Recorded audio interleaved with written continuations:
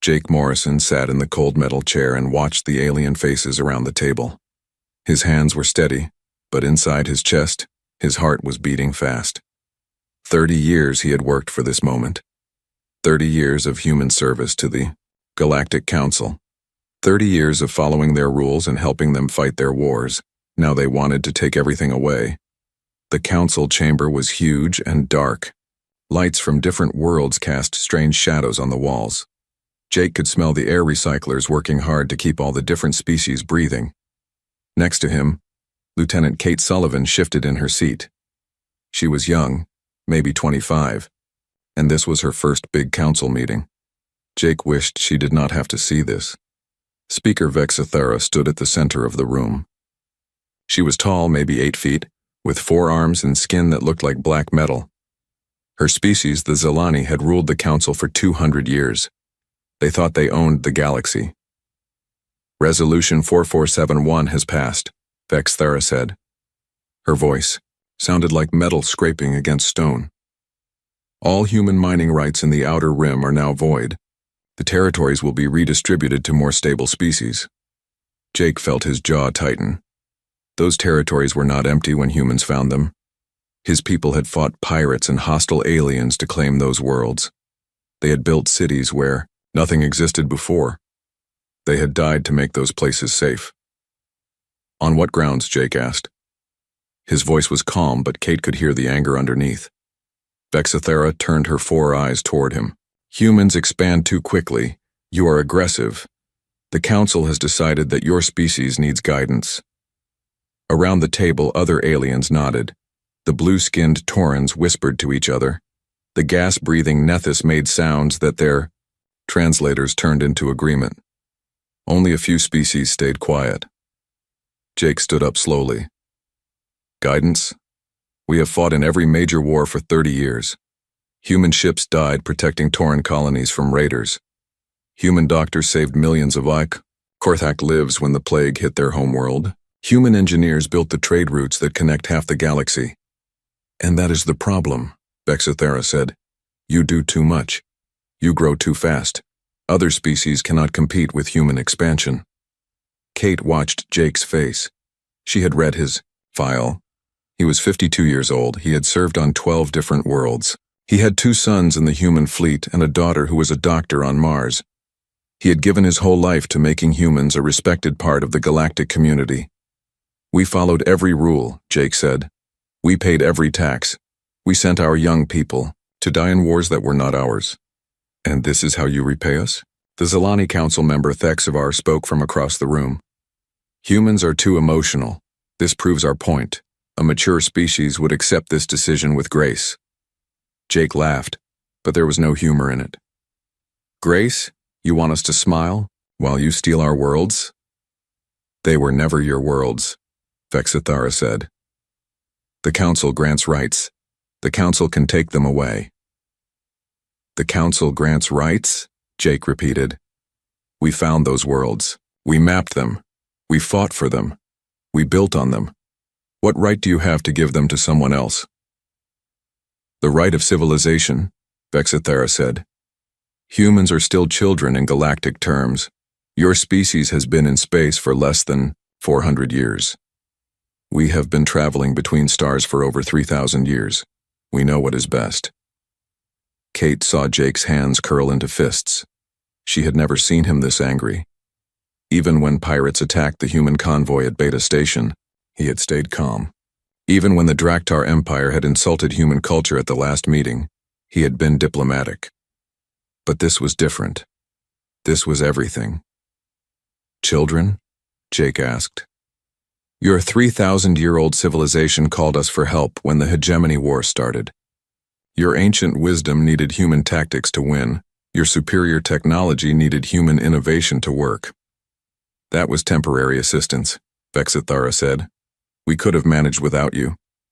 Could you? Jake asked. Let me remind the Council of some facts. Humans provide 45% of all medical supplies used by Council species. Human ships carry 30% of all trade goods. Human peacekeepers patrol more space lanes than any other 3 species combined. The room was getting quiet. Some of the aliens looked uncomfortable. Jake continued. Human scientists have solved more technical problems in the last decade than the rest of the council combined. Human engineers designed the defense systems that protect this very station. Human doctors developed the treatments that keep half your species healthy. Enough, Vexithara said. The decision is made. Resolution 4471 is now council law. Humans will withdraw from the Outer Rim territories within 1 standard year. Jake looked around the room.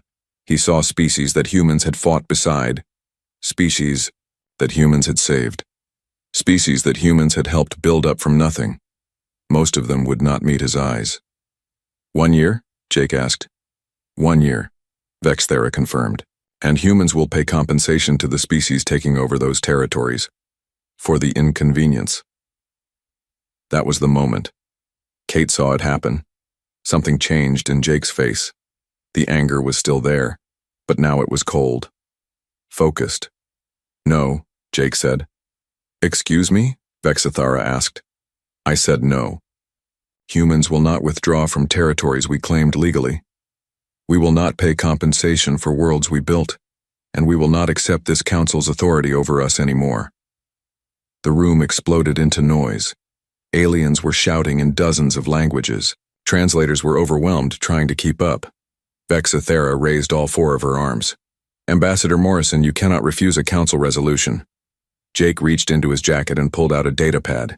He placed it on the table in front of him. Actually, I can. This is humanity's formal withdrawal from the Galactic Council. Effective immediately. The room went dead silent. You cannot be serious, Vexithara said. Dead serious, Jake replied. Humans are done taking orders from species who think we should be grateful for scraps. Vexithara laughed. It sounded like breaking glass. You think you can survive without the council? You are 1 species against 47. You will crawl back within a cycle, begging for readmission. Jake smiled for the first time that day. It was not a friendly smile. Speaker Vexithara, you are about to learn something about humans. We conquered our own world before we could even leave our solar system. We turned a planet that tried to kill us every day into our home. We fought each other for thousands of years and somehow learned to work together. We built cities in deserts and farms in frozen wastelands. He picked up his datapad and stood. The universe is about to discover what happens when you corner a species like that. Good luck, Council, you're going to need it. Jake walked toward the door. Kate hurried to follow him. Behind them, the aliens were shouting again. As they reached the exit, Jake turned back one last time. Oh, and Vexithara, you might want to check who has been keeping this station's life support systems running. Humans designed them. Humans maintain them. Humans know how to turn them off. The door closed behind them with a soft hiss. Captain Alex Rodriguez stared at the message on his screen for the 3rd time. The words were clear, but he still could not believe them. After 30 years of human service to the galaxy, it was over. His cargo ship, the New Horizon, was carrying medical supplies to the Korthak homeworld. The blue aliens needed special medicine that only human companies could make. Without it, thousands would die from their genetic sickness. But the new orders were clear. No trade with council species. No exceptions. Alex looked out the window of his bridge. Space looked the same as always. Cold and empty and full of stars. But everything had changed 3 months ago when Ambassador Morrison walked out of that council meeting. Captain? His first officer, Maria Santos, stood behind him. The Korthak are asking when we will dock. They are running low on medicine. Alex closed his eyes. He had been trading with the Korthak for 10 years. He knew their children. He had eaten dinner with their families. They were good people who never hurt anyone. Tell them we cannot deliver, he said. Maria looked shocked. Sir, but they will die without this medicine. I know, Alex said. But orders are orders. We turn around and go home. On Earth, President Lisa Carter sat in her office and read reports from across human space. Every human ship was following the new policy. Every human company had stopped trading with council species. Every human colony had closed its borders. The numbers were bigger than she had expected. Humans controlled 127 star systems. Their ships carried almost half of all trade goods in the galaxy. Their factories made medicines and machines that dozens of species needed to survive. Are we making a mistake? She asked Fleet Admiral Ben Harris. The old soldier shook his head. No, ma'am. We tried playing by their rules for 30 years. Look where it got us. They wanted to treat us like children. Now they can see what the galaxy looks like without us. On the other side of the galaxy, Minister Theiss of the Korthak received the worst news of his life. All human medical shipments had stopped.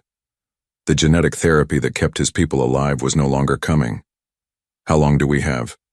He asked his chief doctor. Maybe 4 months, Dr. Vyss replied. After that, the children start dying first. The adults will follow. This had been in government for 40 years. He had seen wars and famines and natural disasters, but this was different. This was extinction. Can we make the medicine ourselves? He asked. We tried for centuries before the humans came, Dr. Vyss said. We do not have the technology. Only humans understand our genetic code well enough to create the therapy. On the research station at Wolf 359, Dr. Ryan Phillips was packing his equipment. For 15 years, he had worked with alien scientists on joint projects. They had been close to breakthrough discoveries that could help billions of people. Now it was over. You cannot leave, Professor Zenth of the Tauran Collective said. We are so close to finishing the terraforming project. The Mindari need those new worlds. Ryan looked at his old friend. They had worked together for a decade. They had shared ideas and meals and stories about their families. I am sorry, Zenth, Ryan said. But my government has recalled all human scientists from council projects. This is madness, Zenth said.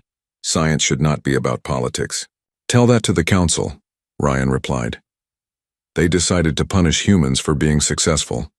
Now they get to see what success really looks like. In the Zalani capital, Speaker Vexithara was reading economic reports. The first month after human withdrawal had been easy to ignore. The second month had caused some problems. Now, 3 months later, the crisis was spreading. 43 scientific projects had stopped when human scientists left. Trade routes that carried essential goods were empty. Factories that made critical equipment had shut down because they depended on human technology. This is temporary, Vexithara told her advisors. Humans need us more than we need them. They will come back. But her chief economic advisor, Kessera, looked worried. The numbers do not support that theory, Speaker. Human colonies are completely self-sufficient. They have their own factories, their own farms, their own research facilities. They do not need anything from council space. Impossible, Vexithara said. One species cannot be independent from the entire galaxy. Humans are not like other species, Kessera said quietly. They prepare for everything. Every human colony has enough resources to survive alone for years.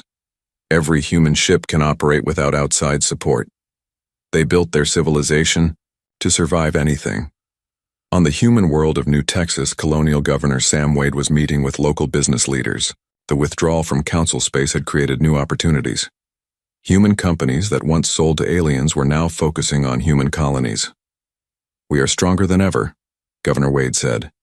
Our economy is growing faster than it has in decades. Our people are working on projects that will benefit humans, not aliens who look down on us. Factory owner Pete Jackson nodded. My workers have never been happier. They are building machines for human colonies instead of making profits for alien corporations. Dr. Linda Hayes, who ran the planet's medical research center, smiled. We are developing treatments for human diseases instead of wasting time on alien genetics. Our children will be healthier because we are focusing on our own species. But not everyone was happy. On the trading station at Kepler 442, human merchant captain Tony Clark was watching his alien friends struggle. The station had been a meeting place for dozens of species. Now it was almost empty. The Korthak are dying, his old friend, a Tauran trader named Voss, told him. My people are losing colonies because we cannot finish the terraforming projects. The Mindari are preparing for war because their neighbors think they are weak without human protection. Tony felt sick. He had known these aliens for years. They were good people caught in a political fight they did not start. I am sorry, he said. But your council made this choice. They wanted humans to be small and weak. Now they have to live with the consequences. In the depths of space, human patrol ships continued their work, but now they only protected human territory. Trade, routes that had been safe for decades, were suddenly dangerous. Pirates who had been afraid of human peacekeepers were getting bold. The galaxy was learning what it meant to live without human protection. On Nexus Prime, the Council was meeting in emergency session. Representatives from 20 different species were demanding action. Their economies were collapsing. Their people were suffering. Their territories were under attack.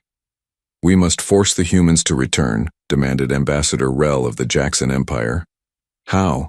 asked Counselor Nex of the Hydran. "League. They have the strongest military in the galaxy. They have the most advanced technology. They have resources we did not even know existed." Vexithara stood at the center of the chamber. For the first time in her long life, she was beginning to understand that she had made a terrible mistake. "Send a message to the humans," she said. "Tell them we are willing to negotiate." But in human space, President Carter was reading that message and shaking her head. "Tell the Council that humans do not negotiate with people who tried to steal from us," she said. "If they want to talk, they can recognize our independence first." The galaxy was changing. For 300 years, the Council had controlled trade, politics, and military power. Now, for the first time, a major species had walked away, and they were not just surviving. They were thriving. The universe was learning that humans had never needed the Council. The Council had needed humans, and now it was too late to take back what they had done. General Chris Baker was eating breakfast when the emergency call came in. 6 months had passed since humanity left the Council. 6 months of peace and quiet. Now that peace was about to end. "Sir, we have a situation," his aide, Colonel Amy Foster, said as she burst into his quarters. "The Draktar Empire has invaded the Mindari Federation." Chris put down his coffee and looked at the datapad she handed him. The pictures were bad. Draktar warships bombing peaceful Mindari cities. Millions of civilians running for their lives. Children crying in the ruins of their homes. "How many ships?" he asked. "Over 2,000, Amy replied. "They hit 3 colonies at once. The Mindari fleet was completely overwhelmed." Chris had known this would happen. For 30 years, human peacekeeping fleets had kept the galaxy stable. The aggressive species were afraid to start wars because humans would stop them. Now there were no human peacekeepers. The bullies were free to attack anyone they wanted. "What does the Council say?" he asked. Amy shook her head. "They are arguing. The Zilani want to send their own fleets, but they do not have enough ships. The Taurans offered to help, but their weapons are 20 years behind Draktar technology." Chris looked at the pictures again. He had worked with the Mindari many times. They were peaceful people who had never hurt anyone. They studied art and music and literature. They had beautiful cities full of gardens and schools. Now those cities were burning. His personal communicator beeped. A message from Colonial Prime Minister Sam Wade appeared on the screen. "General, I know what you are thinking, but our policy is clear. No interference in Council affairs. We cannot risk human lives for aliens who did not support us." Chris understood the policy. After the Council betrayed humanity, they had decided to focus only on protecting human colonies. Let the aliens solve their own problems. But the Mindari were different. When the Council voted to take away human territory, only 5 species had spoken against it. The Mindari were one of those 5. On the Mindari homeworld, Ambassador Selentai was sending desperate messages to anyone who would listen. Her planet's beautiful crystal cities were under attack. Draktar soldiers were killing civilians in the streets. "Please," she broadcast to human space. "We supported you in the Council. We tried to help. Do not let our children die for the mistakes of others." The message reached every human colony. On New Earth, families watched the news reports and saw Mindari refugees crowding into damaged ships. On Mars, human workers stopped their jobs to listen to the alien ambassador's pleas. Many humans remembered the Mindari. They were the aliens who had sent art and music to human colonies. They were the ones who had always treated humans as equals. never as children or servants. But the government policy was clear. No involvement. Engineer Nicole Clark was working on a damaged Mindari transport ship that had limped into the neutral zone. She was not supposed to be there, but she could not watch innocent people suffer when she had the skills to help. Inside the ship, she found something that made her blood run cold. Technical specifications for a new Draktar weapon. The Mindari had managed to steal the data before their research station was destroyed. The weapon was called a planet cracker. It could destroy entire worlds by causing their cores to explode. The Draktar were not just conquering territory. They were planning to wipe out any species that resisted them. How many of these weapons do they have? Nicole asked the Mindari engineer who had brought her the data. We do not know, the alien replied. But they tested one on our moon. It is gone now, completely gone. Nicole studied the technical specs. The weapon was brilliant and terrible. It would take years for any council species to develop a defense against it. By then, the Draktar could destroy dozens of worlds. She copied the data and sent it through encrypted channels to human military command. This was bigger than politics. This was about survival.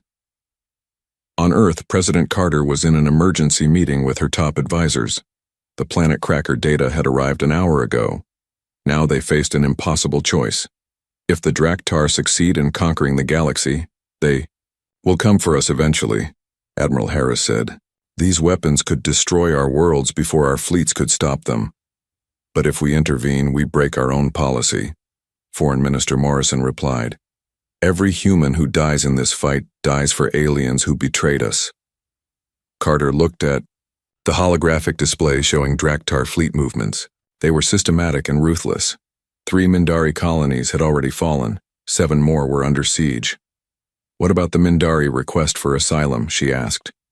We could take their refugees, Admiral Harris said. But their government wants us to save their worlds, not just evacuate their people. Carter thought about her own children. What would she want if Earth was under attack? What would any parent want? The Mindari supported us in the council, she said quietly. They were the only ones who treated us as equals. Ma'am, Morrison said, if we save the Mindari, every species in the galaxy will expect us to be their protector. We will be right, back where we started, fighting other people's wars. No, Carter said. This time will be different. This time we will not be asking permission. We will not be following council rules. We will act as an independent power with our own interests. She stood up and looked around the room. The Draktar want to rule the galaxy through fear.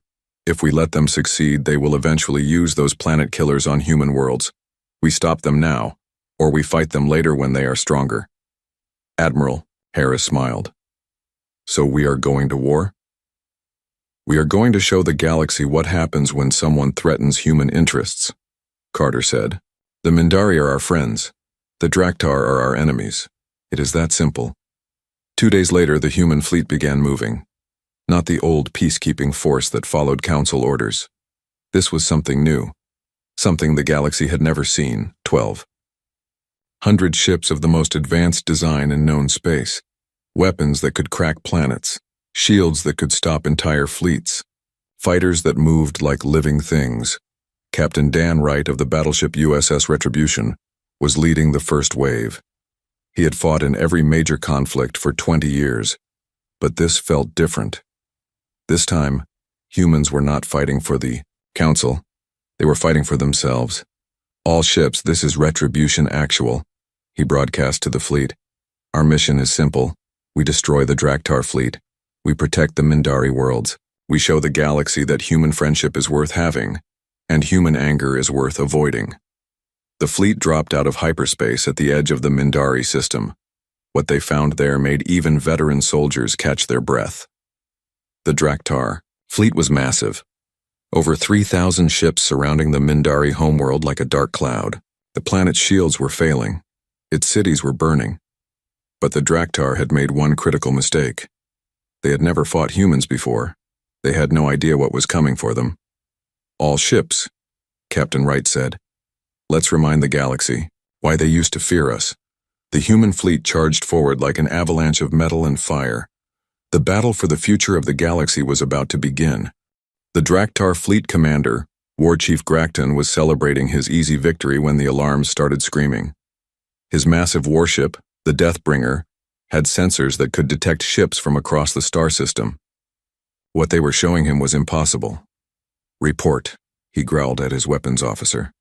"Sir, we have 1,200 ships dropping out of hyperspace. They are human ships." Grakton laughed. "Humans? Those council pets? They ran away 6 months ago with their tails between their legs. How many ships could they possibly have? Sir, these are not like the old human peacekeeping ships. These are bigger, much bigger, and their energy signatures are off the charts." Grakton stopped, laughing. He had fought human peacekeepers before during border skirmishes. They were good fighters, but they always held back. They followed rules. They tried not to kill unless they had to. But these humans had left the council. Maybe they had left the rules behind too. Captain Dan Wright stood on the bridge of the USS Retribution and watched the Draktar fleet scramble to respond. 3,000 enemy ships against 1,200 human vessels. The odds looked bad on paper, but numbers did not tell the whole story. "All ships, this is Retribution Actual," he broadcast. "We are not here as peacekeepers. We are not here to arrest criminals or enforce council law. We are here to destroy an enemy that threatens our friends and our future." The human fleet spread out into attack formation. Each ship was a masterpiece of engineering that had taken decades to perfect. While the council species had argued about politics, humans had been preparing for war. "Target their command ships first," Wright ordered. "Let's cut off the head of this snake." The first human salvo lit up space like a new sun. Plasma cannons that could melt mountains fired at the Draktar fleet. The enemy ships had strong shields, but human weapons were designed to break through anything. Grakton watched in horror as his flagship's shields collapsed under the human attack. Alarms were screaming throughout his ship. His weapons officer was shouting damage reports. "Return fire," he roared. "All ships concentrate on the human flagship." 1,000 Draktar ships opened fire at once. The space around the Retribution filled with energy beams and missile trails. Any normal ship would have been destroyed instantly. But the Retribution's shields held. They flickered and sparked, but they held. "Interesting," Wright said calmly. "Their weapons are not as advanced as we thought. Continue the attack." The human fleet moved like a living thing. Ships that had trained together for decades worked in perfect coordination. Fighters launched from carrier bays and swarmed through the enemy formation like angry wasps. Lieutenant Sarah Parker was flying one of those fighters. She had been born on Mars and had never seen Earth, but she was human to her core. Her small ship danced between massive Draktar warships, her weapons carving through their hulls like knives through paper. "This is Wolf Leader," she called to her squadron. "Enemy fighters are no match for our birds. They are too slow and too stupid." Her targeting computer locked onto a Draktar bomber heading for the Mindari homeworld. One shot from her plasma cannon turned it into scrap metal. On the surface of the Mindari homeworld, Ambassador Selntai was watching the battle through her government sensors. For weeks she had watched Draktar ships destroy her people's colonies. She had sent desperate messages to anyone who would listen. Now the humans had come. The species that the council had betrayed was fighting to save her people. "The human fleet is breaking through," her military advisor reported. "They are destroying Draktar ships faster than we can count." Selntai felt tears running down her face. Hope was something she had almost forgotten. Back in space, the battle was turning into a massacre. Human ships were designed for one purpose: to fight and win against any enemy. The Draktar had never faced anything like them. "Sir," Grakton's weapons officer said, "we have lost 800 ships. The humans have lost 12. Grakton could not believe it. His empire had the largest military in the galaxy. They had conquered dozens of worlds. How could they be losing to a single species? "Use the planet cracker," he ordered. His officers looked shocked. "Sir, that weapon is not ready for combat. The targeting system is still being tested." "I do not care," Grakton roared. If we cannot defeat the humans in battle, we will destroy their homeworld. Prepare to fire on Earth. The planet Cracker was the size of a small moon.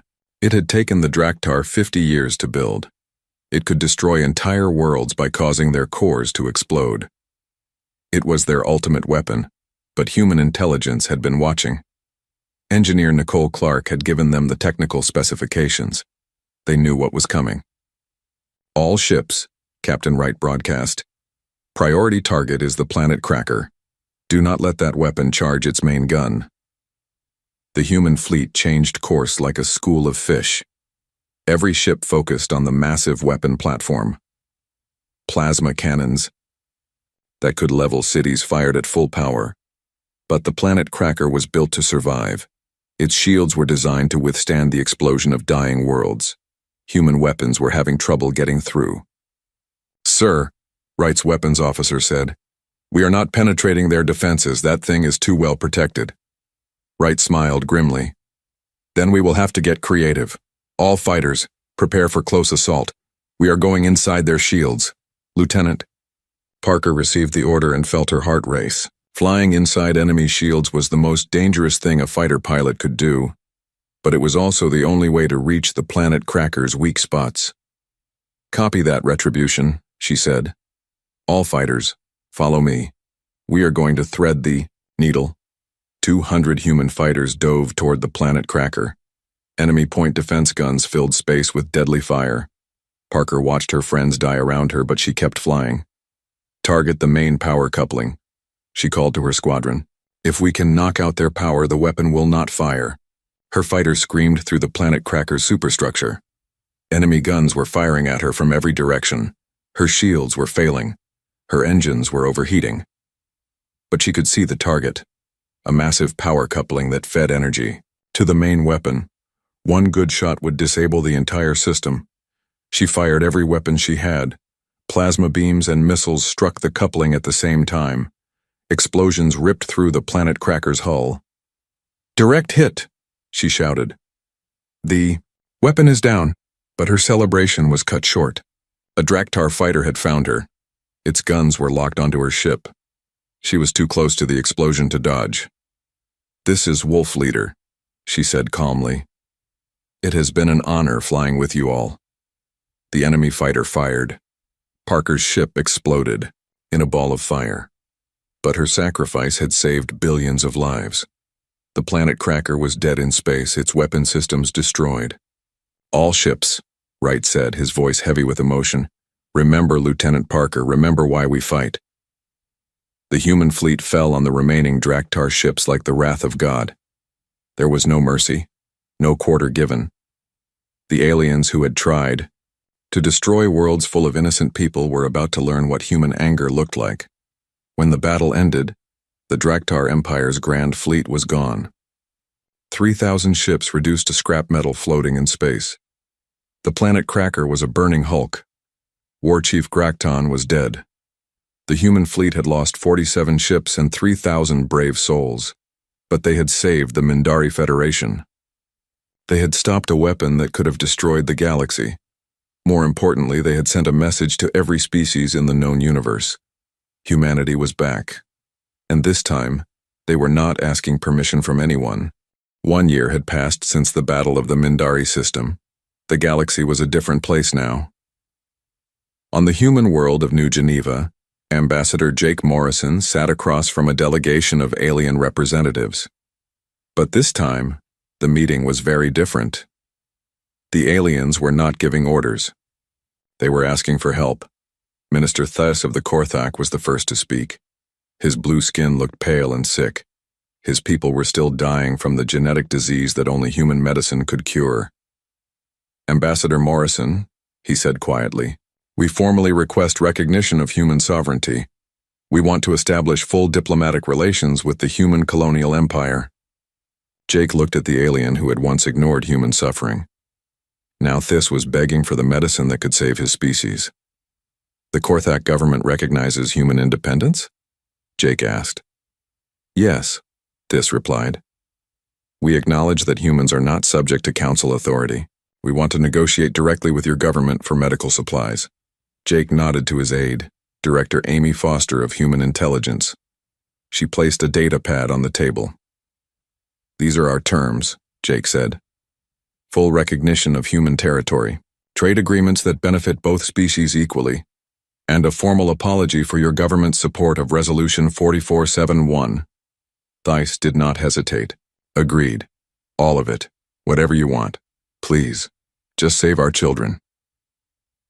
Around the table, other alien representatives watched in silence. They had come to the same conclusion as the Korthak. The old galaxy was dead. The Council could not protect them. Only humans had the strength to maintain order. President Lisa Carter was in her office on Earth, reading reports from across human space. The numbers were incredible. In just 1 year, the human colonial empire had grown from 127 star systems to 400. Dozens of alien species had signed trade agreements with human companies. More importantly, human colonies were more prosperous than ever. Without council taxes and regulations, human businesses were growing faster than anyone had expected. Human scientists were making breakthrough discoveries. Human explorers were finding new worlds every month. "We are stronger than we have ever been," Admiral Harris told her. "Our military protects more space than the old Council peacekeeping force ever did. Our trade routes connect half the galaxy. Our technology is decades ahead of anyone else." Carter looked out her window at the city below. Children were playing in parks that had been built with materials from a dozen different worlds. Factories were producing goods that would improve life on hundreds of planets. Universities were training the next generation of human leaders. "What about the Council?" she asked. Harris smiled grimly. "Vexithara sent another message yesterday, the 5th one this month. They want to negotiate." "What did you tell them?" "Same thing we always tell them. When they are ready to treat humans as equals, we will talk. Until then, they can send messages to the wind." On Nexus Prime, the Galactic Council was meeting in emergency session again, but the chamber that had once held representatives from 47 species now barely had 20. Most species had left to make their own deals with humanity. Speaker Vexithara stood in the center of the nearly empty room. The proud Zilani, who had once dismissed humans as children, now looked old and defeated. "The Tauran Collective has signed a defense treaty with the humans," she announced. "The Hydron League has given humans mining rights in their territory. The Jackson Empire has requested human peacekeepers to protect their trade routes." The few remaining council members looked around the empty chamber. The dream of a united galaxy under council rule was dying. "We could offer the humans full membership," suggested Ambassador Rel. "Equal status with the Zilani. Equal voting rights." Vexithara laughed bitterly. "Equal status? They do not want to be equal to us anymore. They want to be above us." She was right. Humanity had moved beyond wanting a seat at the council table. They had built their own table, and everyone else was asking to sit at it. On the human colony world of New Texas, Governor Sam Wade was hosting a celebration. The planet had just signed its biggest trade deal ever, selling advanced farming equipment to 6 different alien species. 5 years ago, we were growing food to feed alien worlds for pennies, he told the crowd. Now we are selling them the tools to grow their own food, and we are getting rich doing it. The crowd cheered. Human workers had never been more confident about their future. They were not just surviving without the council. They were dominating. But the celebration was interrupted by an emergency broadcast. Fleet Admiral Harris appeared, on every screen across human space. "Citizens of the human colonial empire," he said, "I am pleased to announce that the Mindari Federation has formally joined our alliance. They are the 17th species to recognize human leadership in this sector of the galaxy." The crowd erupted in cheers. The Mindari were not just allies. They were friends. The species that humans had died to protect was now part of the human family. Ambassador Selm Tai appeared next to Admiral Harris on the screen. The graceful Mindari looked healthy and happy for the first time in years. The human species saved our people when no one else would, she said. They asked for nothing in return except our friendship. Today we proudly join the human colonial empire as equal partners in building a better galaxy. On the human research station at Wolf 359, Dr. Ryan Phillips was working with scientists from 12 different species, but now they were working on human projects under human leadership. The discoveries they were making would benefit everyone, but humans would control how they were used. "We have solved faster-than-light communication," Dr. Phillips announced to his team. "Messages that once took months to send will now arrive instantly across the galaxy." The alien scientists cheered. They knew that this discovery would change everything, and they were proud to be part of the human-led team that made it possible. Captain Tony Clark, the human merchant who had once traded with council species, was now the commander of the largest shipping company in the galaxy. His fleet of cargo, ships carried goods between human and alien worlds, all under human protection. "Business has never been better," he told his crew. "We are not just moving cargo anymore. We are connecting civilizations." On his bridge, he looked at a map of the galaxy. Green dots showed human territory. Blue dots showed allied species. Red dots showed the few worlds that still supported the dying council. The green and blue dots outnumbered the red ones by 10 to 1. As the 5th anniversary of humanity's withdrawal from the council approached, President Carter prepared to address the nation. She stood before cameras that would broadcast her words to 400 star systems and billions of people. "5 years ago, the Galactic Council told us we were too aggressive, too ambitious, too human," she said. "They wanted us to be smaller, quieter, more obedient." She paused and smiled. "Instead, we became ourselves. We built an empire based on human values, hard work, innovation, loyalty to our friends, strength in the face of our enemies." The camera pulled back to show the view from her office window. The city below was bustling with activity. Ships from dozens of worlds were landing and taking off. Aliens and humans worked side by side in the streets. "The universe did change the day humanity left the council," she continued, "but not the way they expected. We did not crawl back begging for readmission. We built something better." In the ruins of the old council chamber, Vexthara watched the human president's speech alone. Most of her staff had quit. Most of her allies had abandoned her. The Zalani Empire was negotiating its own surrender to human authority. She thought about the day Jake Morrison had walked out of this chamber. She had been so confident, so sure that humans needed the council more than the council needed humans. She had been wrong about everything. Outside her window, she could see human ships patrolling the space around Nexus Prime. The station that had once been the center of galactic government was now protected by the species they had tried to control. The universe had indeed changed forever. Humanity had not just left the council. They had replaced it, and there was no going back.